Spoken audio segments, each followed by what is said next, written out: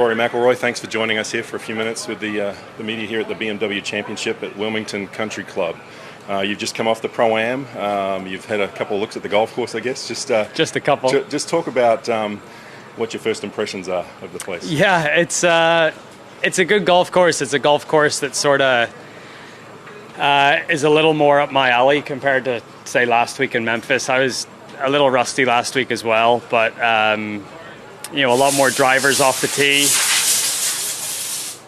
A lot more drivers off the tee. That's the tournament chairman anyway. That's all right. It's fine. He's the tournament chair. It's okay. A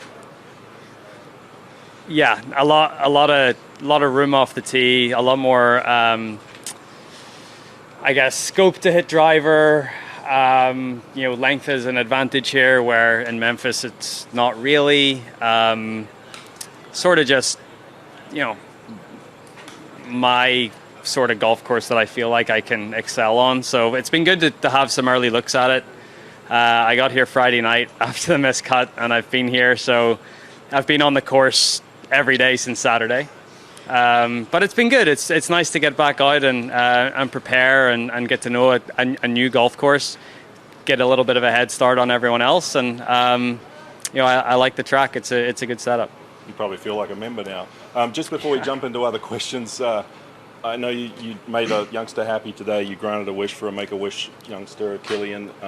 Can you just talk about that experience today and what it meant to him as well? Yeah, I think one of the coolest things, if not the coolest thing, that happens when you get some notoriety or you've had some success is the fact that you can make someone's day very easily. To play the 15th hole and have Killian walk down there, have him hit a hell of a shot too, 7-iron from 190, baby draw to like 12 feet. I think it's just a really cool part of what we do, and the fact that people look up to us for some reason, and to be able to just make someone's day by not really going out of your way that much to do anything different.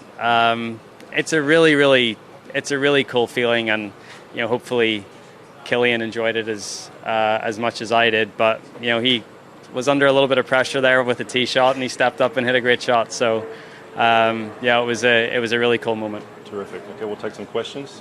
Brian, you go first.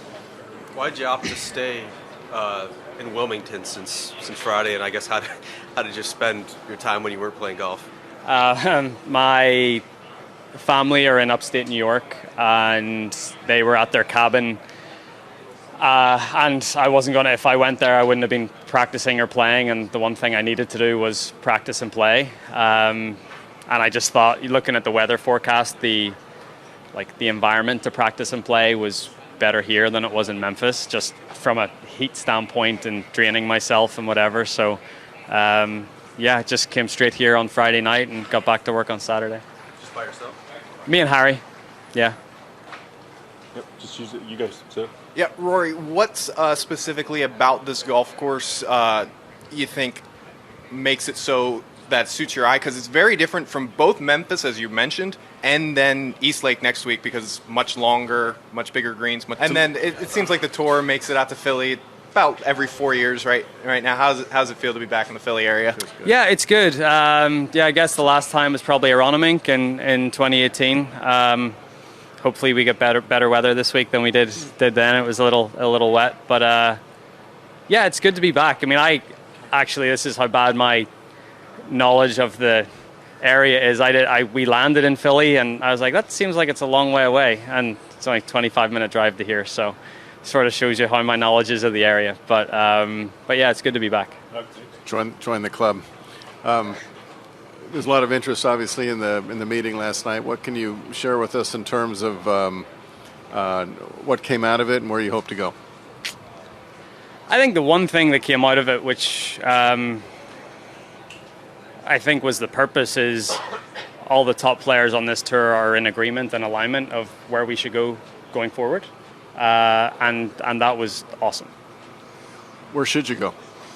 That's not for I don't think that's for a public forum right now. I think that's between the players and between the executives at the tour to try to sort of manage a way forward. Let me ask it in a different way, because over the last month or so we've heard different generic comments about what needs to improve or how the tour needs to get better, etc. Without anything getting into any details, what would you say is kind of the one general area where you feel the tour is lacking? We need to get the top guys together more often than we do. But aren't there featured pairings? And no, I'm talking about all in the same tournaments, all in the same weeks. Okay, thanks. Rory, what about Tiger's presence in person? I mean, obviously he could have done this by phone, Zoom. The fact that he flew up here, what does it say? Is his impact greater on the tour or on players? And I think I'm speaking mostly of the ones coming in behind you even. It's both. I think he's carried the tour for a long, long time. I think we, as players that were his contemporaries that are a little older than me, but even the guys that are coming behind, we've all benefited from that. Mm-hmm. But as I said, how can we keep benefiting from that going forward? Okay. Did Tiger take like a leadership position, or was he just one of the guys talking when you guys all met? I mean, I think it's pretty apparent that whenever we all get in the room, there's an alpha in there, and it's not me. Are you surprised at all that he's taken this on? No. He cares a lot. Yeah. He cares a lot. All right. Thanks, Rory. Rory, sports fans tend to be an impatient bunch. Were there actionable steps potentially taken from what you guys discussed for 3+ hours last night? That's what we're working through, right? What's the short term? What's the medium term? What's the long term? And that's something that we have to figure out. I've got another one. One more. Have you learned in your years the value of this tournament as it relates to next week? In other words, there's people who are locked in, sure, but there's also the. Yeah. What were you last year? 5 behind or something? Something like that. Yeah. I'm trying to think. All the years get mixed up. I know. Where did I finish here in 2019 though? Yeah, well, in 20